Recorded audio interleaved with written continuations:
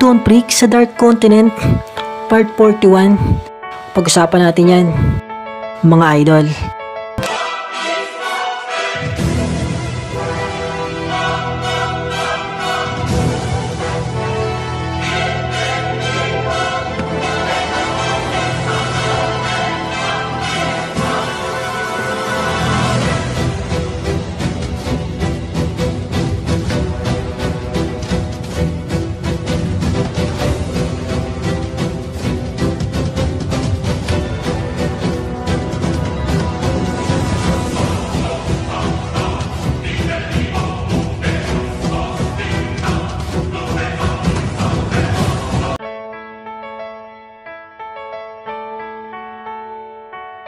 At ngayong araw nga mga Lodi, tatalakayin na natin ang ika-41 kabanata sa paglalakbay ni Dawn sa madilim na kontinente. Pero bago ko nga umpisahan, lilinawin ko lang na hindi pa po ito official at ito ay isang fanfiction lamang na isinulat ni Boy Anime para sa mga Hunter fan na patuloy nagmamahal ng Hunter x Hunter anime. At kung malinaw na sa lahat, tara na, umpisahan na natin to. At dito ngayon mag-uumpisa sa base nila Dawn Freak na binabantayan ng kanyang mga kaibigan. Dahil ang safe area na akala nilang ligtas na lugar para sa ibang mga halimaw at sa kampon ng kadiliman, mistulang magiging danger zone para sa kanilang lahat dahil isang kalaban ang nakapasok sa kanilang hideout.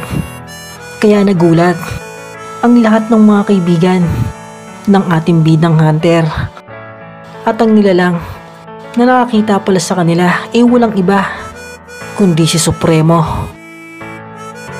ang dating sugo ng mga alipin sa nakaraan.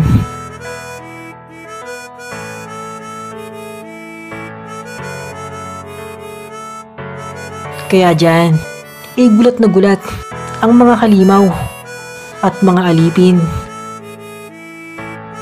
hanggang sinabi ni Supremo na kamusta na nga daw ang kanyang dating mga kaibigan. Medyo matagal-tagal nga daw silang hindi nagkita-kita. At ito nga daw ang unang pagkakataon na nagkita-kita sila ulit. At dyan nga sumagot si Pinunong Jer at sabi niya na ano ba ang pakay mo? Bakit ka nandito? At dyan nga hindi pa nakakasagot si Supremo, biglang humirit ang ibang mga alipin at sabi nila na bumalik na nga daw si Supremo sa kanila dahil kung noon daw wala itong katulong para sugpuin ang kasamaan sa karya ng kadiliman. Ang magandang balita nga daw ngayon meron na itong makakatulong na kapwa niya rin malakas, hanggang pinakilala na nga ng mga alipin ang pangalan ng kanilang bagong pinuno. At kung magtutulong nga daw si Dawn Freak at Supremo, mataas daw ang chance na makapalag sila sa karya ng kadiliman. At dyan nga sagot ni Supremo na nandito ba ngayon ang bago niyong pinuno? At sagot naman ng mga alipin na sa ngayon nga daw wala si Dawn Freak dito dahil naglalakbay siya kasama ng kanyang mga kaibigan.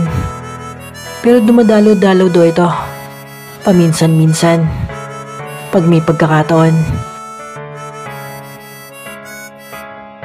Nasayang naman, gusto ko pa naman sana siyang makilala, pero okay lang dahil hindi naman talaga siya ang pinunta ko rito.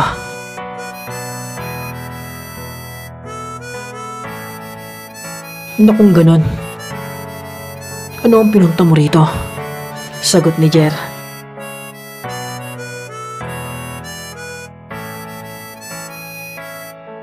na ang totoo. Kaya ako pumunta rito. Para ubusin kayong lahat. Nakakatakot na sagot ni Supremo. Kaya dyan, nagulat ang lahat ng mga alipin at pinaghanda na sila ni Pinunong Jer. At sabi pa ni Supremo, napasensya na kayo. Ito'y utos lang sa akin na kailangan kong sundin. At huwag niyo sanang iisipin, nagalit ako sa inyo, kaya ako to gagawin. May karapatan ka bang magalit pagkatapos ng ginawa mo sa amin? Kung meron mang dapat magalit, walang iba kundi kami.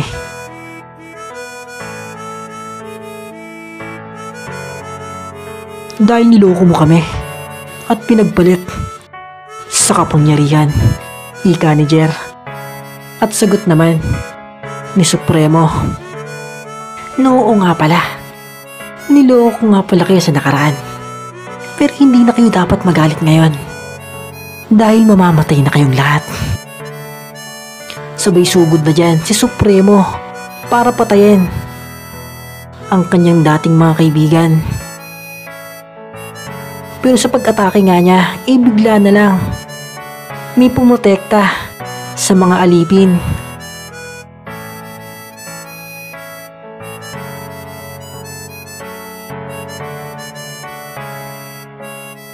At yan nga'y walang iba kundi si Bakul, ang dambukalang nilalang na kaibigan ng ating mga bida. At sinalag nga niya ang atake ni Supremo, kaya si Supremo napangiti kay Baku at sabi niya na nakakatuwa namang isipin na ang isang matakaw na ogre pinoprotektahan ang mga mababang uling halimaw. Ang kanya'y gutom na gutom at takam na takam sa mga mahihinang nilalang. Dahil mahina kayo, kaya mahina lang din ang kaya niyong kainin. Pero hindi pa nga tapos magsalita si Supremo, hinambalos na siya dyan ni Bakul ng sobrang lakas. Kaya wasak ang kapaligiran dyan.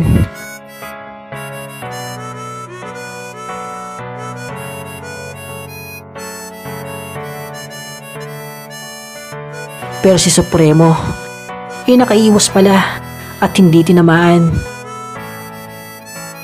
At nung muli nga kakambalos si Baku para bayuhin si Supremo, sa isang iglap pinabagsak na siya ni Supremo sa isang tira.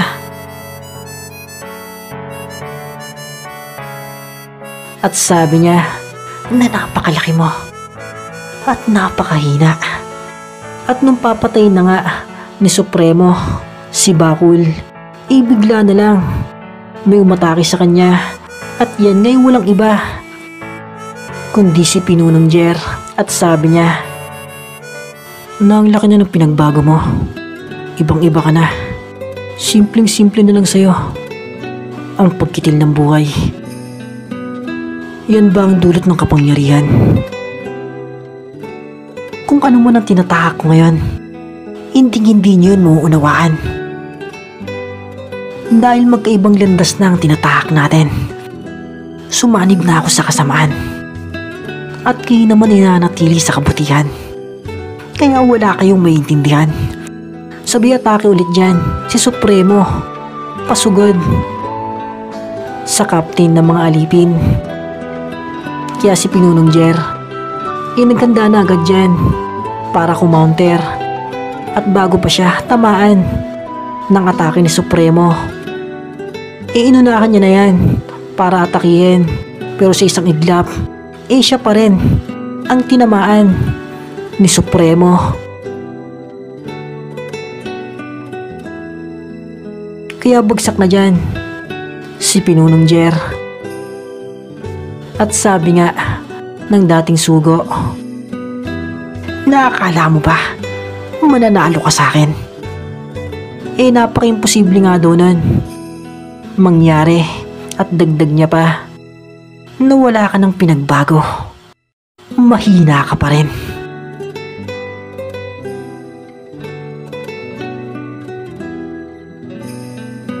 Mahina ka na nga noon. Tapos mahina ka pa rin ngayon. Walang kwentang nilalang.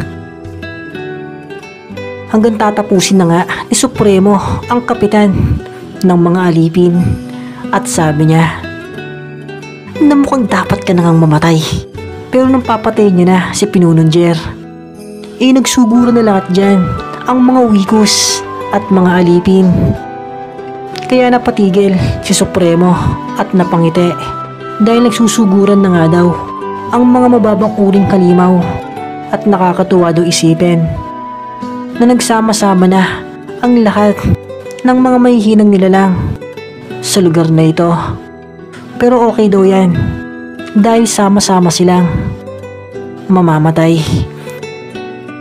At sa pagsugod ng mga kakampi ng ating bida, mabilis lang silang tinalo ni Supremo nang walang kahirap-hirap.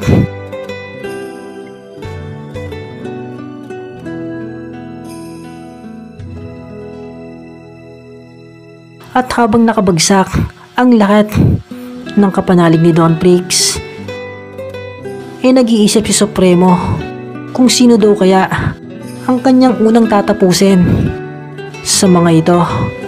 Kaya tumingin-tingin siya sa mga nakahandusay at sa buong kapaligiran ng base nila Don Prix. Hanggang makita niya ang puno na punong-puno ng yaman at ang mga nitro rice. Kaya muling napangiti si Supremo at sabi niya, natignan mo nga naman daw, isang puno na punong-puno ng yaman at malalagong nitro rice ang nasa lungga ng mga mababang uring halimaw. Napakasagana naman daw ng masukal na lugar na ito. At nakakapagtaka nga daw kung paano napadpad ang mga yaman at nitro rice sa lugar na ito. Pero wala na nga daw siyang pakialam dyan. At ang mahalaga ngayon tapusin ang kanyang misyon. Hanggang naisip nga ni Supremo na ang maganda raw sabay-sabay niya nang tapusin ang lahat ng nandito ngayon. Pero bago niya pa yan magawa, si Pinunong Jer muling bumangon dyan para protektahan ang lahat ng kanyang kasamahan. At sabi niya kay Supremo na mamamatay muna ako bago magawa ang gusto mo. At humarang nga siya sa lahat ng kanyang mga kaibigan para protektahan ang mga ito.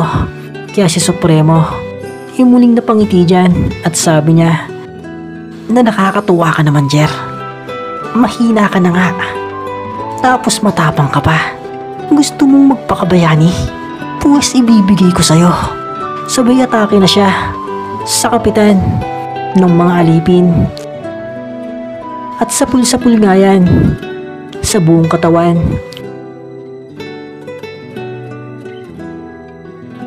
Pero nanatili siyang nakatayo para humarang at protektahan ang kanyang mga kaibigan. Kaya lahat ng may malay pa sa mga kapanalig ni Don nag-iyakan dyan at muli rin silang sumugod para tulungan si Captain Jer. Pero mabilis nga lang silang pinabagsak ni Supremo nang walang kahirap-hirap. At sabi nga ni Jer sa dating sugo na nilamon na nga daw ito ng kasamaan dahil sa kapangyarihan. Pero sagot nga lang ni Supremo na totoo daw yun dahil mas mahalaga daw ang kapangyarihan kesa sa mga kaibigan. Hanggang nag-ipon na siya dyan ng enerhiya para burahin na sa mundo ang lahat ng mga kaibigan ni Don Prix.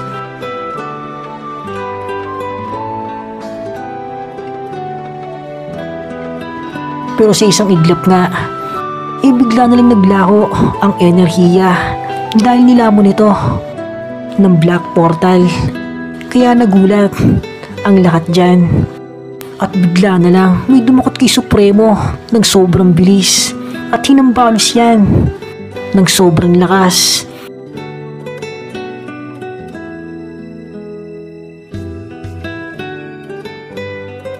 At sabi niyan na ang lakas naman ng loob mo para saktan ang aking mga kaibigan.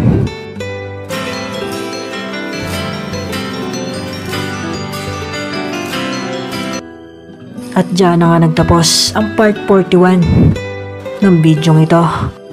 At antay-antay na nga lang mga idol sa mga susunod na kabanata.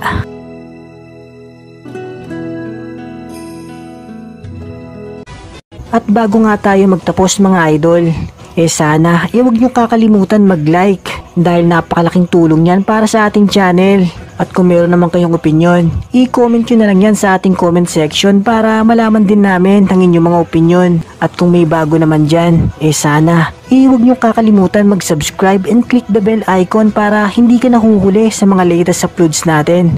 Yun, salamat!